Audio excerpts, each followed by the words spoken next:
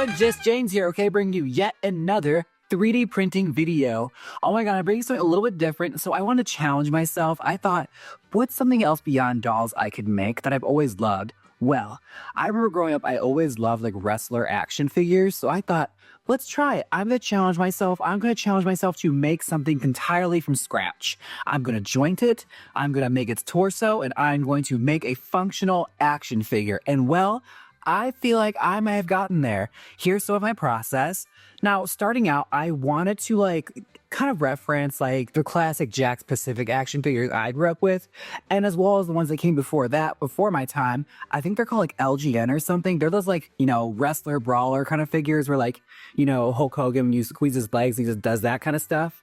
I wanted to reference those. I really love how cartoony they were, and it's like really my style. As far as like drawing goes, I always lean more towards like a more cartoony, more animated style as opposed to like real life. So I wanted to meet somewhere in the middle. I referenced a lot. I was looking at all these old action figures like Ultimate Warrior, Roddy Piper, Hulk Hogan, all these amazing old classic WWF, back when it was WWF action figures, and going from that and just seeing how they were prototyping them, how they were made, and what shapes work, because I've learned quickly that making a muscular body is almost as hard as making like a very voluptuous feminine body. So it took a little bit of work, a little bit of drafting, but I think I have a prototype that I'm pretty proud of. Now, I wanted to meet someone in the middle. He's not quite a wrestler, but it is something very, very, very gay. Even though when I really break it down, it's not even that much gayer. I made a Gogo boy, a Gogo Hunk. Yes, we have a hunky action figure that I have created, and I'll show you guys the final result. This is the final prototype. Check him out.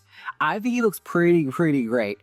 Now, I have some close-ups here because it's not an entirely perfect prototype. There are some things I have to adjust. Like, I think I don't necessarily have to hollow out his body, or if I do, I might have to re-bowling it because something happened here on the wall where it's a little too thin. As you see, there's a hole there. It's an imperfection in the model, which is pretty easy. I have to go in and see what happened there. Maybe just add some clay over it or something.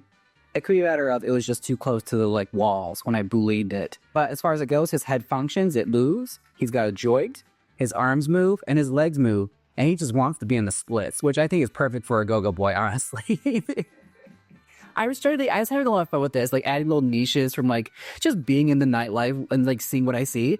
He's got a little garter belt, a sweatband with some dollar bills on it. He's got his high socks on, some shoes, arms with a sweatband, a cute face, and a harness. So, and a little pair of Andrew Christian underwear, very much West Hollywood Revolver kind of Gogo boy, the classic, or Piranha Gogo boy here in Las Vegas to keep it, within my region. To keep it local. But yeah, I think he turned out pretty great. He's got an adorable face. Now, there are some flaws. Like I said, the wall here, I think, was too thin. So I have to go in and fix that. But also, something happened with his head.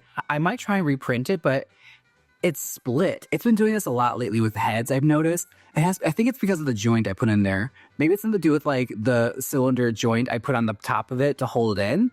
I think I might have to opt for something different because it's not entirely working. But the neck joint is perfect. It fits over his head. It's just I have to figure out maybe it's too much pressure against the wall and it's causing a split. I think that might be what it is. Because I noticed they have with a couple of my dolls that I made with this new addition of a moving neck joint. I think I might have the cylinder too close to the wall to where it's adding pressure and causing the filament to split. But either way, I can fix that with wall patch and sanding. And again, I never intended to make these without having to do extra work anyway. I would never just try and print and sell that.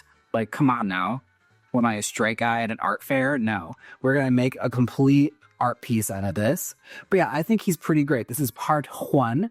I cannot wait to paint him and see how he is going to turn out. No, I think he's great.